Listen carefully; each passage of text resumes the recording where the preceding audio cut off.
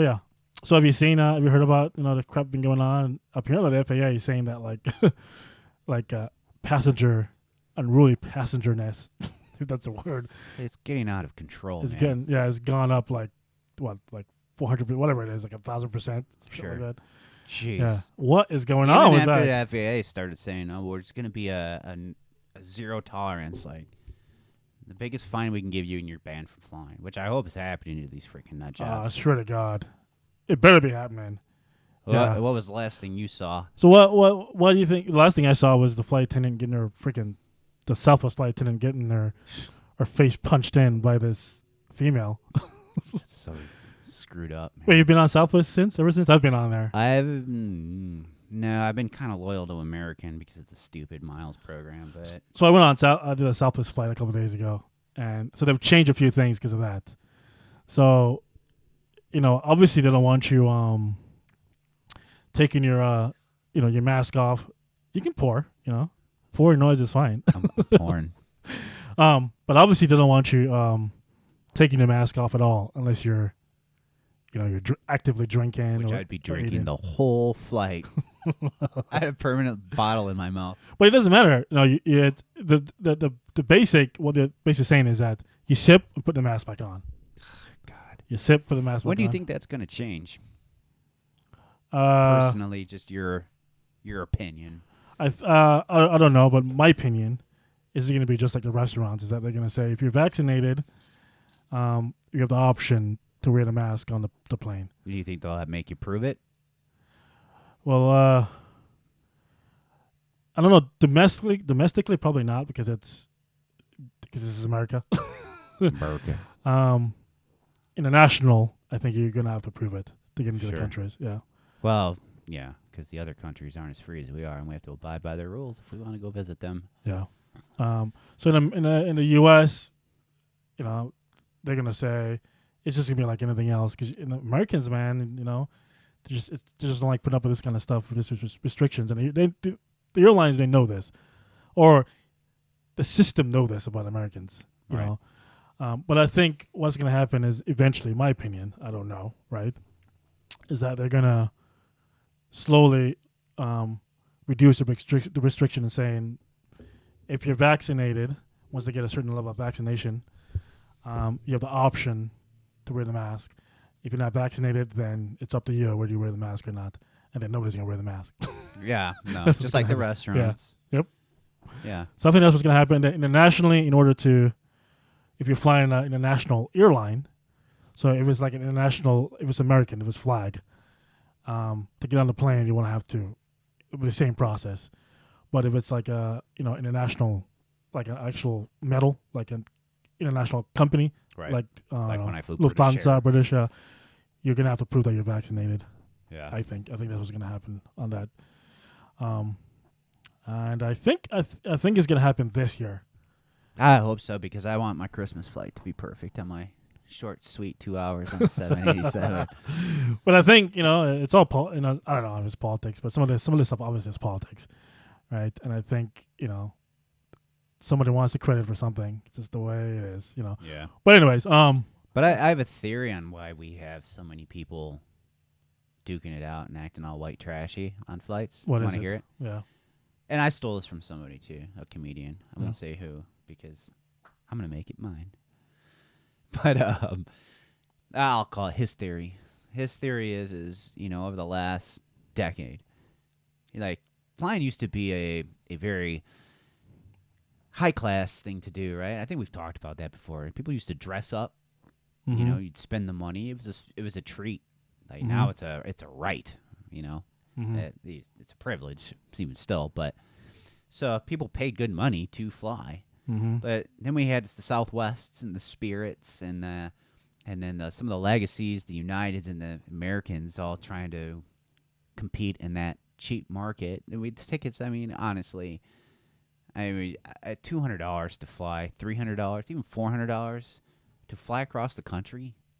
Mm-hmm. Are you kidding me? Like, that's a lot of money, but think about what you're doing. When they made it that cheap, we started getting the people who used to ride the bus. And what was the reason we didn't want to ride the bus? We didn't want to ride with the people who rode the bus. Yeah. And now they're the ones out on the Southwest flight punching out the flight attendants. Ah, well, And okay. that's a I mean, jokingly theory, by the way. That's the theory doesn't make. wouldn't be writing a scholarly paper on that one. So that theory, it doesn't jive. Somebody that makes that kind of. It's not. It's supposed to be funny. I know, but what it's people. I'm just making a point. Oh, we are getting trashier. Yeah. But it's not because of the people. It's because of the airlines. It's because of the system of the airlines. Is a very complex industry. You know, if you understand the market and the money and how they make money and whatnot, that's what is driving these cheap tickets. Is not because they're trying to get into a market that's cheaper. Well, yeah, I mean, there's a market, but unfortunately, in order to make any money, if you look at American Airline now, there's really no difference between American Airline when it comes to the plane other than the first class compared to Spirit Airline. I mean, the planes are packed. Yeah. I mean, you get on those planes and the seats are, are like, I don't know, you can't even. It's crazy, like it's packed, and it's just based on simply how much money can we make? How much money do we want to make? All right, we can be the airline that has nice comfortable seats, and serve a certain market and make this much of money, or it can be this airline that put this amount of seat and serve that market and make this amount of money. It's really that simple. The problem, in my opinion, because I don't know either, when it comes to this is what's going on when it comes to unruly passengers. Because this happened because of it's gone up because of the COVID stuff. Right. Everybody's on edge. Yeah, that's really what it is. I travel a lot. I go through the airport and whatnot. Do you? You're wearing a mask and whatnot, dude. Once you finally get on it, after you've gone through all that process, and I'm able to get my system's a lot simpler. Like I don't have to go through security most of the time. It's relatively simpler. Once you get on the plane, even in wintertime, during the COVID time, you sit down, you're sweating your ass off, dude. Like you sit down, you're tired, you get this mask on your face, you can't breathe. Yeah. As soon as you go, oh man, I can't breathe. Let's put the mask off. Let's lower the mask a little bit. Just get a quick breath. Somebody goes, put your mask back on. Yeah. Ugh. Then in America, in the United States of America, we just don't like to be told what to do. So that's what's going on. Is that it's true, and the airlines have been having a pretty shitty record lately of how they're treating people too. They don't even deserve to be treated badly. Well, it's not even the airline that is. It's not even.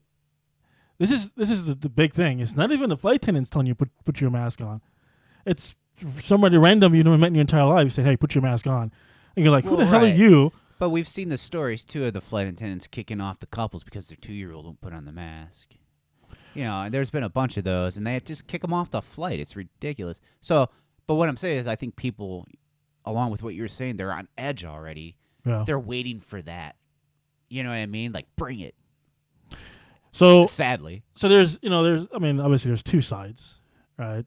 And you got to pick your side. So as a flight crew, we tend to pick that side, on the news. I'm not rooting for the people. Yeah. So don't get me wrong. Well, the thing in the news, you see that kind of stuff, like this passenger getting kicked off, but they don't tell the whole story. Usually, there's a process. Usually, generally, the flight attendant goes up to the flight deck and go, okay, depending on where we are in the phase of flight, I guess, or whatever.